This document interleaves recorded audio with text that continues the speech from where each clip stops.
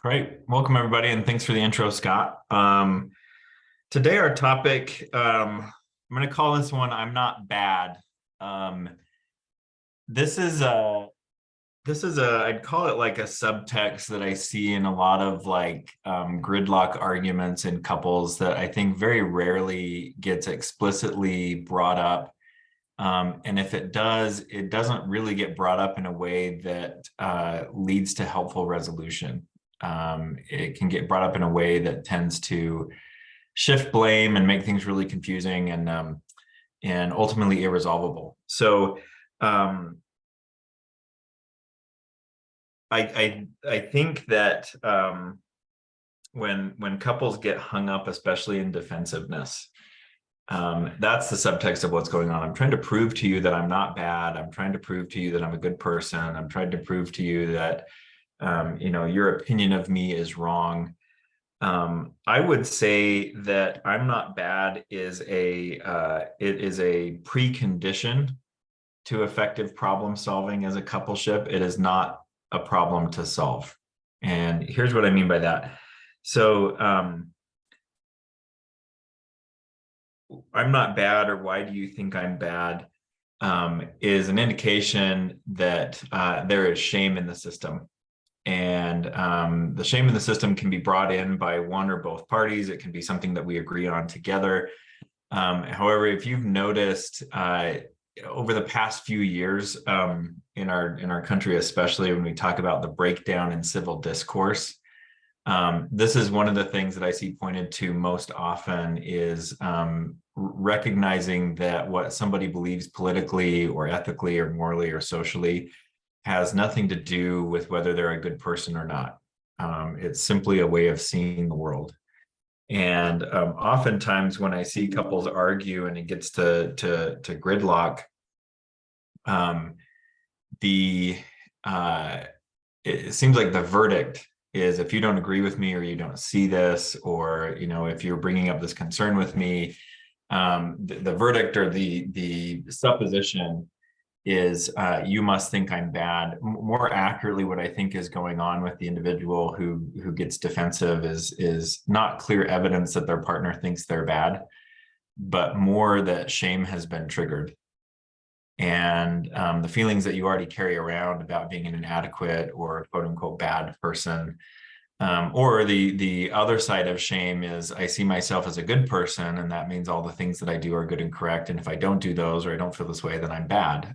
For example, some partners that I work with really struggle with their anger, because anger is quote unquote bad. And if I'm angry, if I acknowledge that I'm angry, if I state that I'm angry, if I act angry, then I am bad now.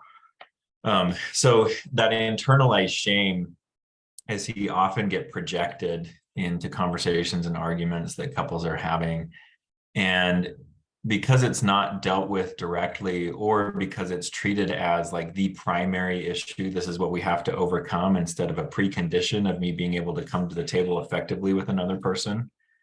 Being able to come to the table effectively with another person requires that we have a bit of a thick skin. And by that, I don't mean that we're uncaring or dismissive. I guess the better term for it is differentiation. I have an idea already of who I am and how I operate in the world and where that fits. So when you differ from me or you challenge me, it's not an existential threat to my identity. So I can hear you out. Whether you're talking about your opinion about this or that thing out there, or you're talking about your opinion of me, I can hear you out because it's not a threat to my understanding of myself. In that respect, I want to talk a little bit about how to resolve this prerequisite to set yourself up better to come to the table where defensiveness is less of a go-to in working through relationship issues with your partner, especially in recovery. Because in recovery, you may not all be here for this reason, but check your motivation for coming to recovery. Are you coming because you feel like there are no problems in your life? And certainly any problems in your life are not, they are not around because of any input from yourself. Or are you here because your life has become unmanageable and there are things to figure out? If you want to look at it this way, if you have problems in your life and there's things to figure out or problems that you have not yet solved, that's because things have gone wrong. Or you have tried the wrong solutions because the problem persists. I put wrong in quotes because I don't think that's an actual helpful way to look at and evaluate our own actions, but that button is pushed all the time in recovery. To me, the premise of recovery is I have some problems that I need to find solutions to. So that means that I have not yet succeeded. That means I have not yet seen this in a way that presents a solution. That means I may not have it in me right now. I have to develop it, what is required to solve my problems. In other words, coming to recovery is a position of humility. I'm lacking, I'm needing, I don't know, can't do, and have to develop this. So again, in that sense, I think defensiveness is really, it's certainly a part of what we would expect in recovery, but camping out in defensiveness is antithetical to the whole premise of why we're here. Camping out in that denial, I would submit that like 100% of the time is not evidence that we're seeing things accurately. It's evidence that we're trying to protect our ego. And that's not just a like narcissistic thing. Ego is equated with our understanding of ourselves and our place in the world and our sense of ourself. And when that's fragile, again, when it's not differentiated, it is something that we protect rather than something that helps us to orient and get traction and find our way in the world. So some steps to take to meet the prerequisite to establish, I know I'm not bad. This is not about my badness or my goodness. Number one, individual work, particularly focused on shame reduction and shame resilience. Counterintuitively, shame reduction and shame resilience isn't developing an attitude of I don't care anyway, or it doesn't matter what people think of me. Shame reduction and shame resilience actually comes from talking about the things that bring us shame in a vulnerable way. Now, for those, definitely those of you who struggle with addiction, what I just said there about vulnerably talking about the things that don't work well for us, welcome to one of the biggest challenges of your early recovery. One of my beliefs is that addiction exists because that is too painful, that's too hard, it hasn't been safe enough for us to do. If you really want to see your recovery, like if you want to put a fuel additive, if you want to put a catalyst in your recovery, focus on the ability to talk vulnerably about things that are scary or overwhelming or that you feel shame about. Because actually reducing the shame, not just moving to a position of indifference, actually reducing the shame helps you to finally get to know yourself, finally start to differentiate. That's done in a lot of different ways early in recovery. And this is whether you're recovering from addiction side or you're the partner of someone who's recovering. I think a really important step is joining a community with other people who have your experience. Shame thrives in isolation. Shame thrives when we don't peek out into the world to see, are there other people who get this? Because when we don't do that, our assumption is I'm the only one. Our assumption is, there's something so freakish about me or so terrible about my situation that we stay in that, like I'm fundamentally broken, I'm fundamentally flawed. Another way to work on that prerequisite, I'm not bad, and this again might be a little counterintuitive, is work on the compassion for your partner and the position that they're in, being in a relationship with you. Now that goes both ways. Again, this isn't just work for the addicted person to do. This is work for, I'd say, partners in recovery to do. When you work on a compassionate perspective or compassionate perspective taking for your partner, you develop empathy. Now, empathy is not the same thing as saying, oh, it's okay, I understand, or, I get that this isn't totally your fault, or this is a normal reaction. Empathy does not equal excuse. Empathy is humanizing. So when you really start to look at, like, if you're an addicted person early in recovery, and you think the person that you are with is, just a totally unreasonable, insert your favorite derogatory expletive here. If you think that, and you dig into the compassion, and you start to understand from their perspective, what is it like to be lied to? What is it like to fear that your partner might leave at any minute? What is it like to live with someone who cannot keep their commitments? And again, all of those things are not they're not assaults on your character. They're actions that you've undertaken. It's undeniable. You've lied, you've hidden. In some cases, you've been abusive in order to maintain your addiction. When you look at your partner's life through the perspective of what is it like to live in this, and you find things you can identify with. Oh, I remember times that I've been lied to. I've been pissed.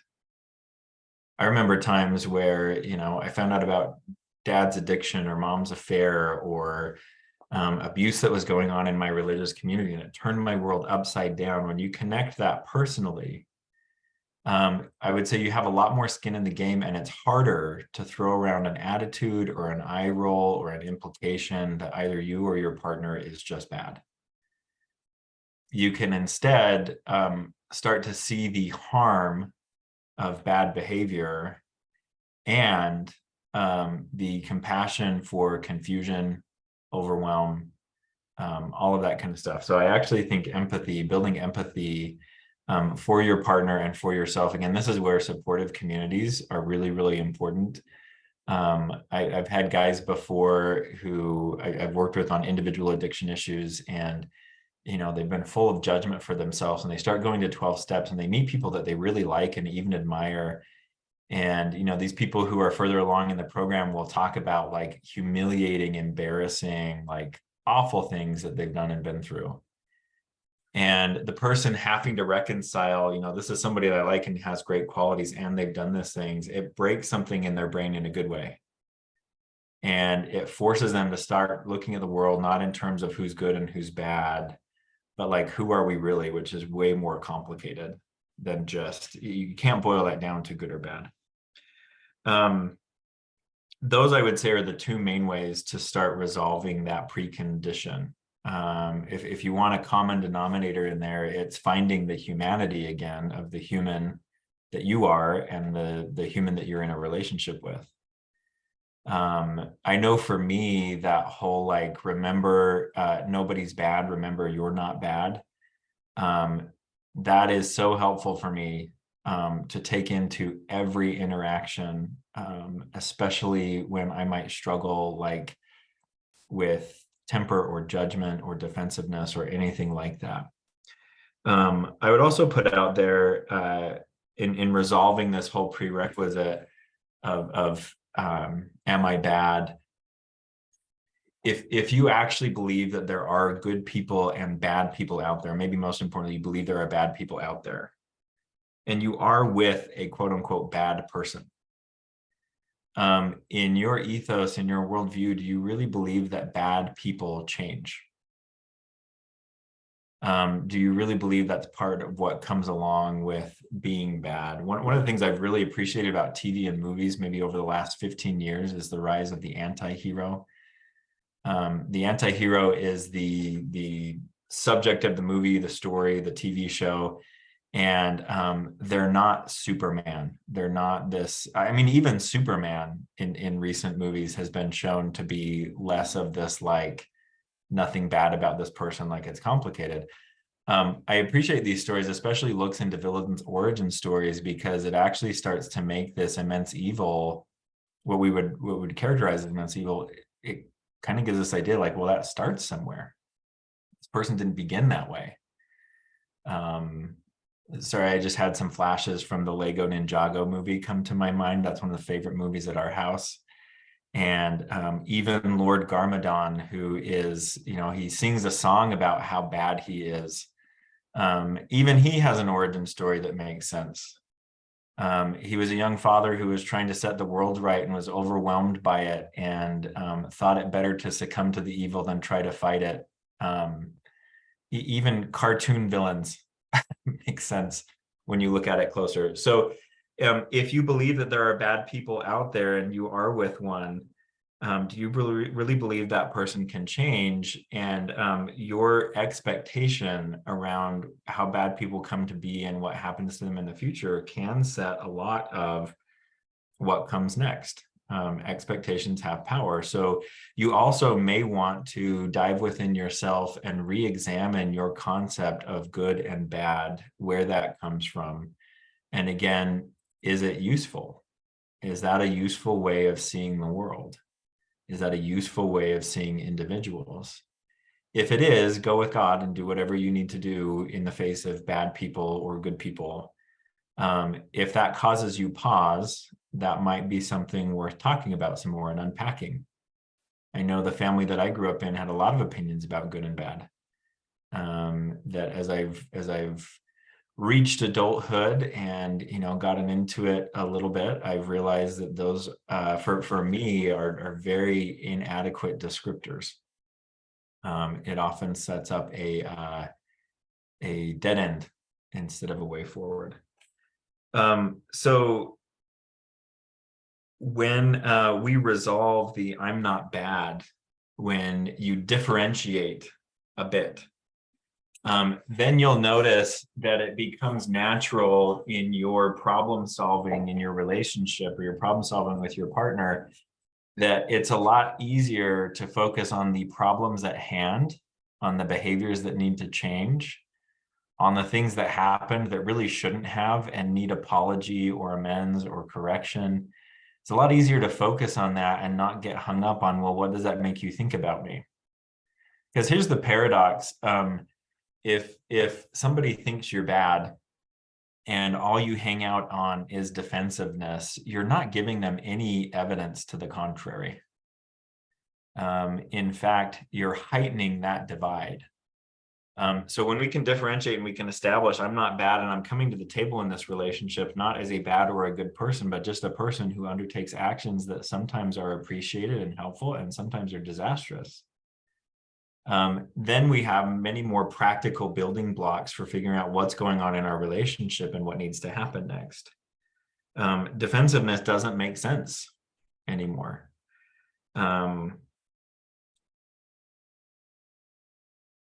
I was working with a couple just earlier today, and I kind of, how do I say this? I set up a situation where they had to come up with a solution. And anytime they got into talking about feelings or, perceptions of each other, I stopped them, I redirected them. And at the end, I asked them, how did that feel? And they said, this felt really different. It felt productive. And then one partner spoke up and said, it also felt like if this is all we did, like our feelings would never be addressed. And I said, you're correct. This is another leg of a milking stool. The am I bad or not, I think, is often the diversion that gets us away from the mode that our relationships need to get crap done. It diverts us into the emotional realm when really where we need to go is this very practical. So just an example, and then I'll stop here and we can do some Q&A. Early recovery. If your partner has discovered, or if you have discovered that your partner has carried on with, secret pornography use, illicit affairs, general dishonesty, there are actual holes in the lifeboat. There are actual problems that the two of you thinking together could be resolved, comparatively super easy. So if one of the problems is you've kept secrets from me and I don't know what's really going on in your life, I don't know what's true or not. Access to phones, accountability, location tracking, disclosure. Let me give you all the secrets and tell you other things. When we're not hung up on, well, does that mean that I'm bad that I did that? There's really practical steps to take. Oh, well, let me get into some support because this is a really compulsive thing for me. I feel like I don't even think when I do this. Well, there's whole groups and treatments designed around that. Let me get into that really practical step to take. I'm not coming here because I'm a broken, bad person. I'm coming here because we have this practical problem to solve. I have not behaved in ways that my partner can trust. For a betrayed partner, the really practical, and I've worked with, couples and betrayed partners enough to know that this is much easier said than done, but that whole, like, let me put a finger on a couple of things that I know I'll need from you to consider trusting you again. For some people, it's, I need a certain level of total transparency. For others, it's, I need you to take care of this, and the evidence that you're taking care of it is that you won't be cranky, secretive, separate, shameful, but I don't need to know the details. Like, it can come up so many different ways. All of that to say, when we don't spend our time fighting over, like, not really fighting over, but like having this proxy war over, am I good or bad? You get to focus on the practical stuff that actually moves things forward in recovery. I will say, again, I promise this is the last thing before we get to Q&A. I will say that whole question of, am I good? Like, nobody can ever answer that for you. I can think of countless people throughout my life who told me to my face, you are good. You are worth having around. You are like all of that. I didn't believe it. It didn't make an ounce of difference in how I saw myself. It wasn't until I dove in and I worked and I, some of that resolution came from gaining integrity. Some of that resolution came from confronting shame. Some of that resolution came from understanding what's normal for human beings versus what I thought made me a freak. Like, that resolution into my baseline being, no, I'm fine. There's nothing fundamentally wrong with me. That was my own work. No relationship could ever give it to me, no matter how willing they were. So that's I'm not bad is not the prerequisite. Or sorry, I'm not bad is the prerequisite. Come to the table having that resolved instead of trying to resolve that in your relationship. Thank you, Jon. Everybody, feel free to type questions into the Q&A. We've got one there. I'll jump to that in a minute, but send several. We've got plenty of time. Just to kind of summarize, I want to make sure I'm on the right page. If I come in thinking I'm a bad, defective, unworthy, unlovable, whatever, I'm always expecting to be judged, basically. So I'm either going to hide or I'm going to defend. I'm going to get defensive. I'm either going to just hide and shut down, or I'm going to get really defensive. And this is what addicts do. I mean, it's what a lot of people do, but addicts in particular, we escape or we get really defensive when we're challenged. So we need to work on this shame-based belief that I'm bad so that I can actually sit here and hear you out when you want to talk to me. And when we can each hear each other out, without hiding and getting defensive, without running away. And when I can stay at the table with you and actually hear you, we can actually fight the problem instead of each other. And that's what you're calling the practical, like, let's actually figure out a solution to this. So I'm on the right page there with that? Yep, that's a really good Cliff's Notes. Okay. Probably much clearer than what I just said. No, I think it was, so my question that comes from that, and we will get into the Q&A, please type your questions into the Q&A. You had the couple only do the practical and skip the feelings for now. Was that an exercise, or is that something that we should try to do as people in our I mean, when do the feelings come back into the mix? Where is the happy medium? It's like Oh, I'm trying to think of what it's like. Anything complicated that takes a certain degree of mastery to be good at. You can't really break it up into discrete skills and say, do this one first and then this one, and this is how you integrate them. It's like, oh, this is Mr. Miyagi and Danielson, like wax on, wax off. You get these basic motions locked into your system, and then it starts to become intuitive how you use them and put them together. So when I'm working with couples early on, especially couples where there's been betrayal, a lot of focus does need to be on addressing the betrayal, and a lot of focus does need to be on the trauma in that. And there are different aspects of basic relationship functionality that also need attention. I look at it as a three-legged milking stool, but there's more legs than just three.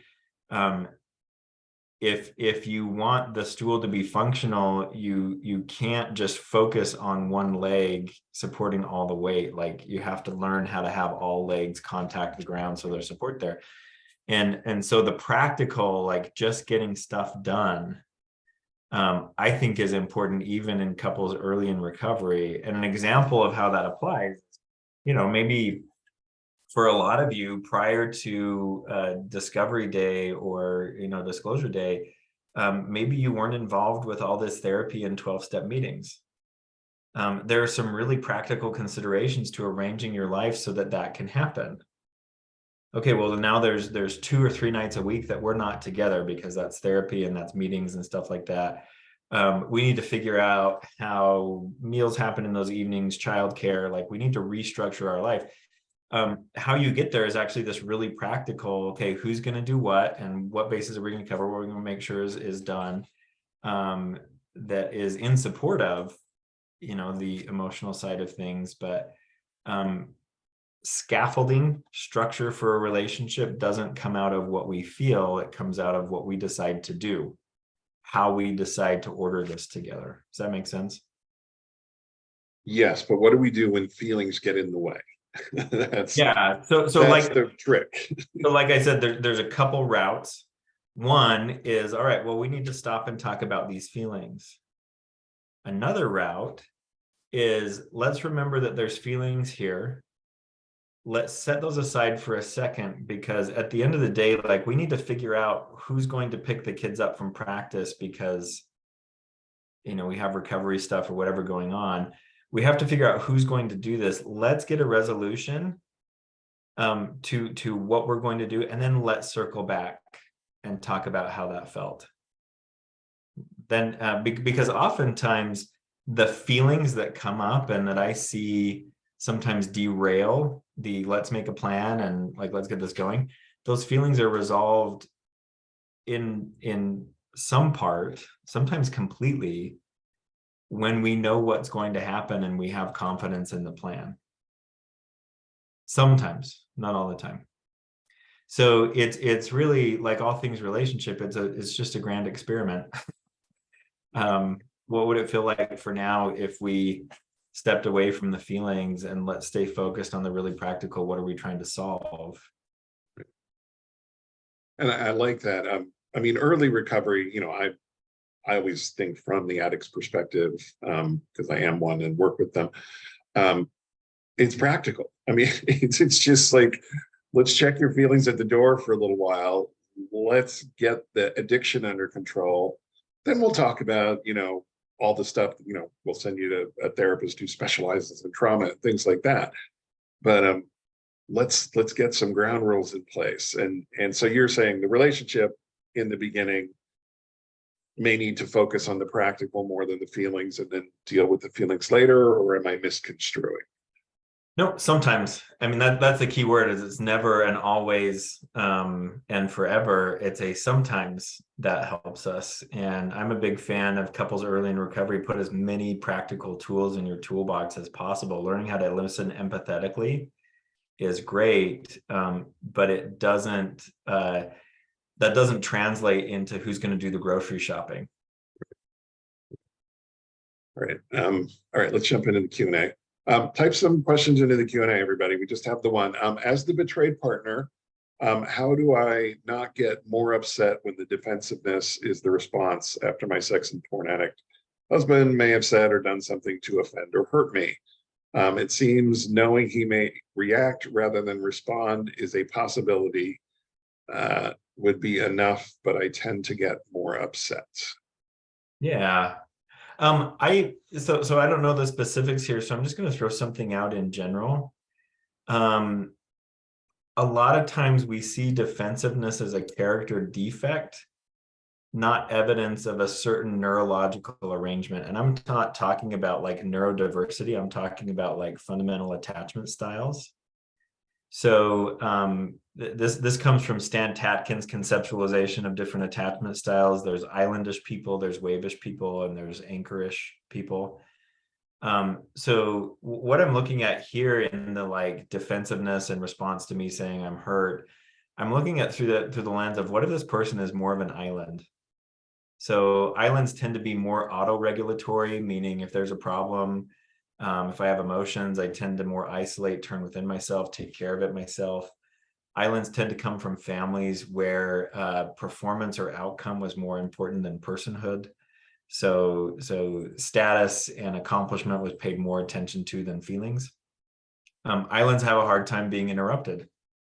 We tend to get really like, here's the thing at hand, and like everything is in this, and I often experience interruption as intrusion. There's nothing pathological about being an island. In other words, it's not a sign that anything is broken and you don't necessarily have to change it. Just like there's nothing broken about being a wavish person, or there's nothing inherently virtuous about being an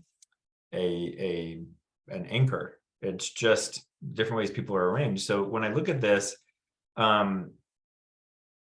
I don't know that most of the time any of us go through life with a really accurate view of how we're impacting others in front of our mind.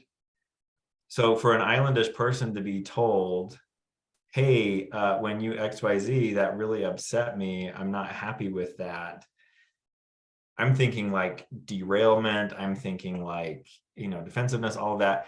One of the very best ways to deal with an island, to get them to come on board, is what we call touch and go.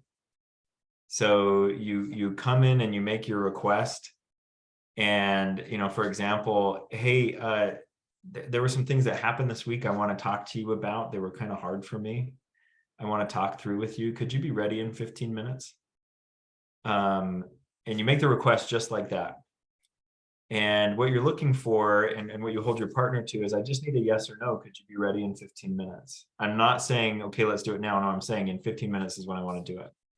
So when you get the yes, you then leave. Like you go completely away from the person, because islandish people need time to transition. And this is where, in this specific case, you'd have to check the history. Has that ever happened, that your partner can come around eventually?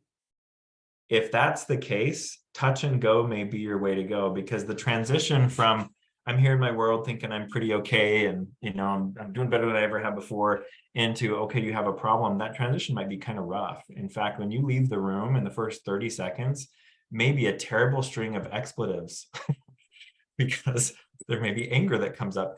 With touch and go, you don't have to be around for the transition. And in fact, your island may transition better when they're not under scrutiny. So meet me in the living room in 15 minutes. That's when I want to talk. You may have 5 minutes of this really roiling, and then there's this like, okay, how do I want this to go? And there can be this turning of the mind. Touch and go works for both islands and their partners, because for islands, transition is usually messy. I would even say like my transitions are often offensive if you really get into what I'm thinking and feeling. And so sometimes we're less concerned with how did my partner get here, and more concerned with did they get here and did they deliver? I really love that suggestion. I am also an island, and if people, I would much rather be approached that way, so I can have 5 minutes to be angry, 5 minutes to calm down, and 5 minutes to prep myself for whatever might come. And to remind myself that, I jumped to the worst case scenario, and, anyway, whatever. But I love that. Okay, 2 years post-discovery, no therapeutic disclosure yet.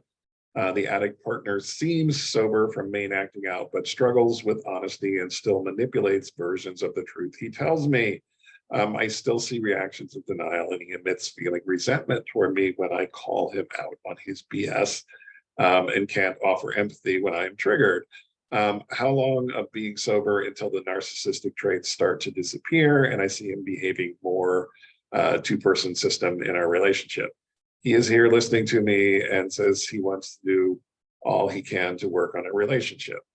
So It's not a matter of time, it's a matter of decision. So that part about he resents me when I call him out on his BS, I've resented every single sponsor I've had who's called me out on my BS. And I don't know that like changed greatly. But the thing that helped me to stick around and get past the initial resentment was a decision that I made. I asked this person to help me. And ultimately, I appreciate the help. And I would also say for the person here who's struggling with the honesty, again, there's a decision to make in that. Either I continue to think that I'm Lord of the universe and I can actually manipulate reality and perception and have that stick, or I realize I suck at it on my best days and it never ever sticks and it creates a bigger problem. So, like my clients who have been to Seeking Integrity, their number one tagline, they always come back, well, they told me to tell the truth and tell it faster. It's a decision, not a matter of time. Because here's where I see a lot of addicts and betrayed partners struggle. Getting sober doesn't fix everything with a person. Getting sober doesn't make a person inherently better at relationships. That takes practice on getting better at relationships. Addiction is a hurdle to that because it's this like circuit breaker escape. So it's important to get sober, don't get me wrong, but work on sobriety is not the same work and getting in a two-person system. So what I would suggest to both of you is to start studying the tenets of secure functioning, shared power, mutual protection, fairness, justice, sensitivity. Start studying those and start checking, do I actually believe in this? And can I give evidence through my actions that I believe in this? Or do I just say, oh yeah, it's a nice idea, but when it actually comes down to it, I would rather stack the deck in my favor than be fair. And if you come up short in any way on any of the tenets of secure functioning, you have work to do. And you're in good company, because I think it's the most cruel design ever. We're designed to need connection. We're wired for connection. And if you just go by your instinct on how to get it and sustain it, you suck at it. Our instinct around relationships is terrible, but our need is undeniable. That's why we have an outer cortex. In this metaphor of design, that's why we have an outer cortex, because you have to think through, you have to learn, you have to sometimes do some things that are counterintuitive or counter to your feelings to get a relationship that works. There's no way around it. Thank you. No therapeutic disclosure after 2 years. Any thoughts on that, Jon? I wonder, like, who's pushing for this? Are you both interested in it? Is it a therapeutic concern? Is it worked on in therapy?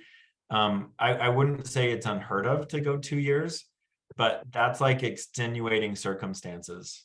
There's going to be some really good reasons to go that long. And if there's not good reasons, make a decision and crack down on it. Make it happen. Thank you. Addict here, around 9 months out from D-Day. Shame and defensiveness have definitely been default reaction to my partner's questions and recovery in general at the start. After taking recovery seriously for about a month and a half, I feel like I've gained the coping skills and practice reducing that shame. However, because of how rough things were at the start, I feel as if some unwanted resentment still remains, and I'd like to work past that in order to be truly present in this relationship. Do you have any knowledge or advice on resentment in a in response to shame and defensiveness? Good question. I'm laughing. It is a really great question. I'm laughing because the example that comes to mind feels kind of silly to me, but it actually, I think, has been life-saving for a really important relationship in my life. So about 6 years ago, I had a breakthrough in therapy, and I decided that having a dog would be a good idea for me. No joke. It was a breakthrough in therapy, and I wasn't working on that. Like the Grinch, my heart grew 3 sizes that day. And so we spend a year like prepping, researching breeds because I didn't want hair everywhere and all of that. And we got a beautiful bouncing little girl, red standard poodle, who very quickly like became the love of my life and me hers. And then we got past the first afternoon of initial cuteness, and we entered the hell of having a puppy in your house. And the best advice I ever got is you have to be willing to forgive everything in the first 2 years of a dog's life. And that's held to be true. She's not perfect, nor am I as an owner. But if I stay focused on what the initial entry into us having a relationship and understanding each other, and her even like, dogs' brains form too.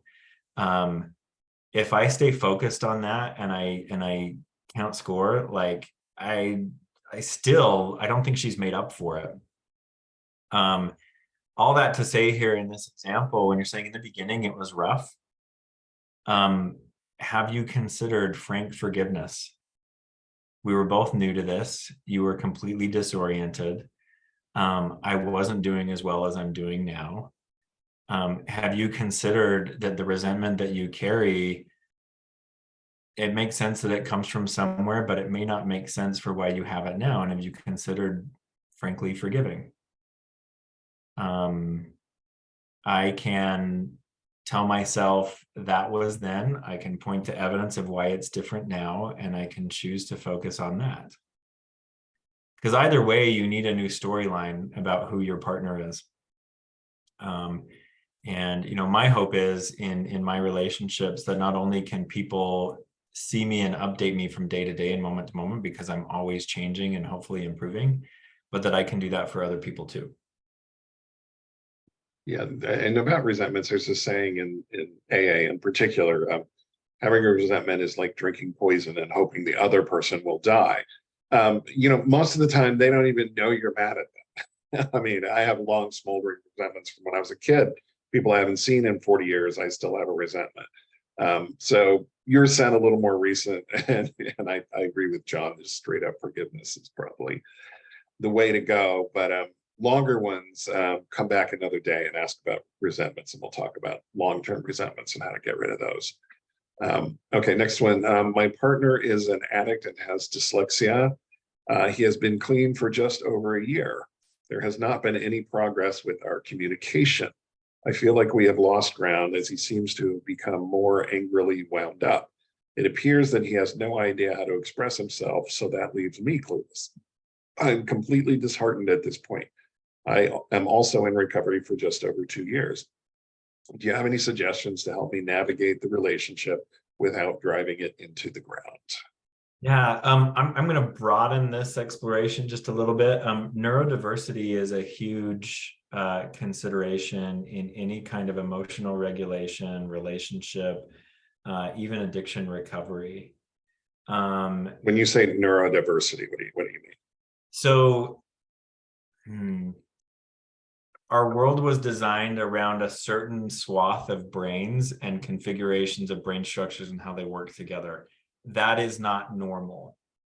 A lot of people talk about it as normal, but it's not normal. In fact, you could think about brains as like everybody has the same parts and they function essentially the same way, but they're all arranged a little differently. So when I talk neurodiversity, I'm talking about people for whom this world and our social customs were not designed for. Their brain doesn't work that way. Again, that doesn't mean defectiveness. I would say that's more of a, shame on us society for forgetting that there's diversity and, people are not all the same. So when it comes to neurodiverse individuals, Very rarely have I seen that there's actually like this person can't do emotions. I see that sometimes teaching the language of emotion or, helping somebody connect, you have to take a different route than what you may be used to, but it's totally doable. I've worked with a client in the past who's literally missing a pretty significant structure in his brain. Like it's not there, it's never formed. And some of the conventional wisdom around what this structure does would say that he shouldn't be able to recognize emotion or integrate appropriate emotional response.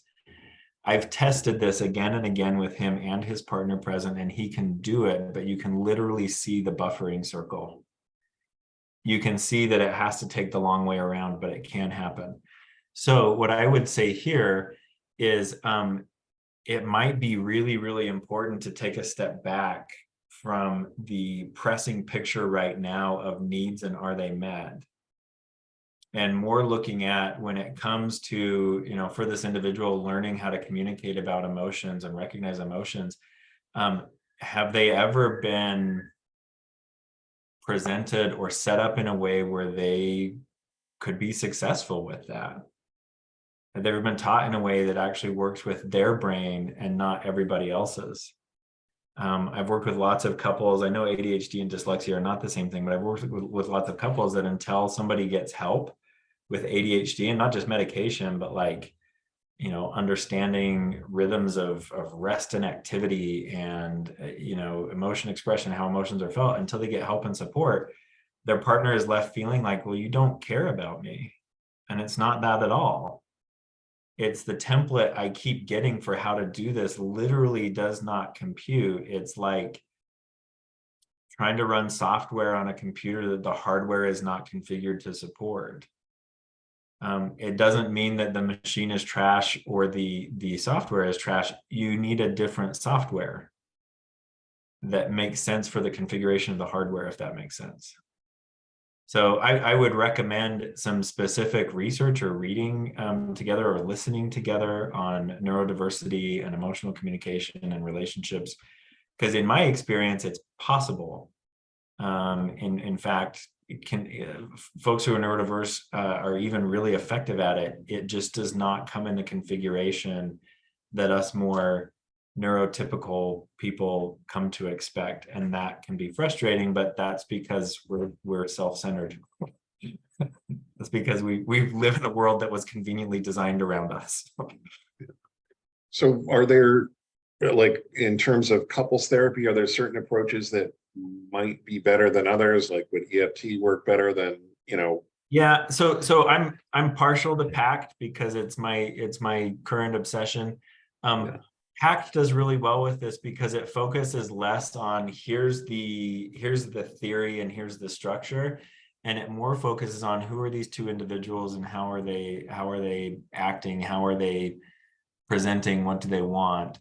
I've noticed since I've gotten some training in PACT, I do better with couples where there are neurodiverse individuals and we do need to take a different route than expected. So I like PACT for that. There's also there's a growing number of relationship therapists around the world, around the country, who are aware of neurodiversity, and they fold that into their assessment. So that would be a place to look at too, is not just getting into some relationship therapy, but we want to work with someone who, they put their foot forward as, I work with neurodiverse people, and that can help a lot. Hope that's helpful. I think that's wonderful advice. We are out of time. We're out of questions. There is a thank you to Jon and for the advice on the first question. So we will be back in a couple of weeks. At some point, we should maybe talk about PACT therapy and maybe do an explanation of that, because I think a lot of people don't know much about it. I'll put it on my topic list. Excellent. All right. Thank you, everybody, for being here. Thank you, Jon, as always, for your time and expertise. And we'll see everybody in a couple of weeks. Anything you want to say to take us out, Jon? Thank you, everybody. I'll look forward to seeing you again soon. Cool. Have a good one.